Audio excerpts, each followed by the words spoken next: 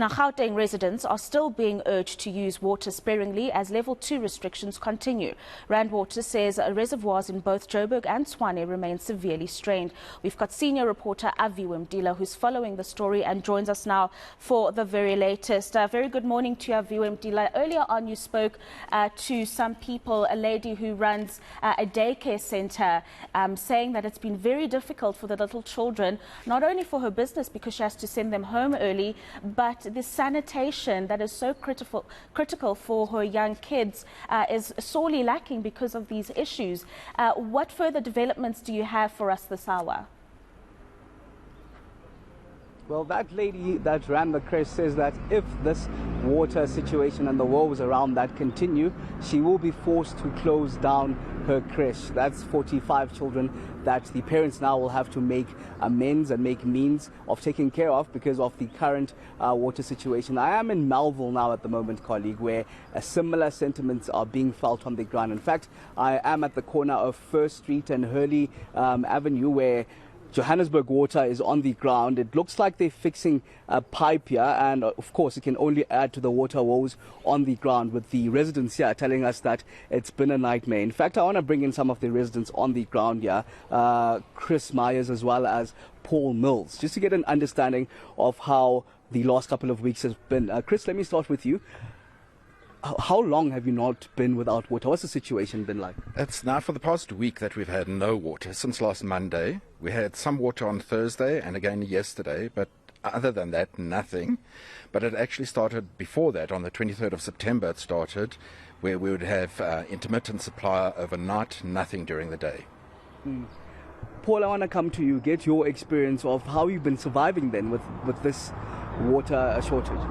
Okay, well, we haven't also, like Chris, had a major water supply for a week. It was an intermittent supply before then. What I have been doing is I've been going to the mosque in Auckland Park and filling up buckets and bringing it back just to kind of keep our place running.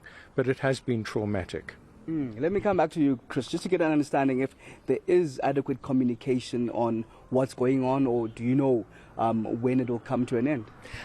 I don't think so. I think that's part of our biggest frustration, is not getting proper feedback. I don't think that they're communicating truthfully or communicating all the facts, and they aren't actually giving us detailed communications. All the communications tend to be quite vague, with no specifics in terms of when we can expect water, what the issue is, and why it's taking so long. And how are you surviving at home and the Melville community, the broader Melville community? Well, like Paul, they're either sourcing water from other places, going to purchase it. There were some water tanks placed in Melville for residents, but a lot of the times those are actually empty by the time you get there, with no communication coming through again as to when they're being replenished or not. Paul, you took us to this corner, showed us what was happening here. Maybe give us an idea, and the viewer at home, what's happening or what has been communicated around what's happening here.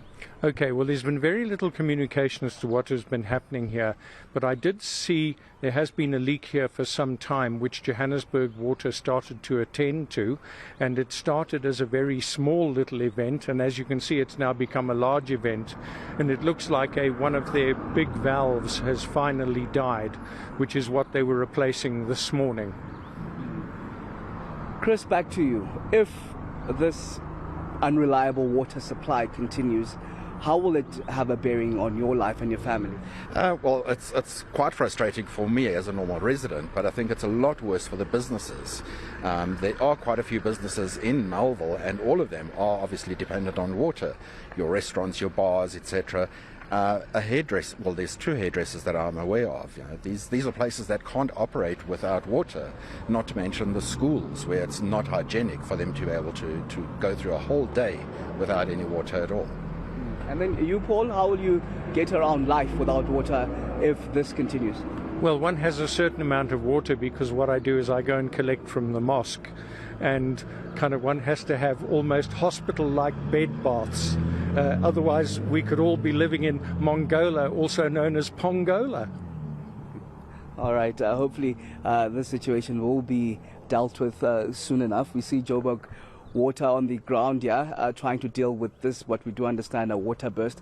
But it's been a struggle, colleague. We were in Coronationville just a bit earlier on in the morning, and they had told us there it's 3 weeks straight that they haven't had water in that area. You remember that the Helen Joseph Hospital is also there, as the Rahima Musa Mother and Child Hospitals are also there, and they've been feeling the brunt really of these ongoing water shortages.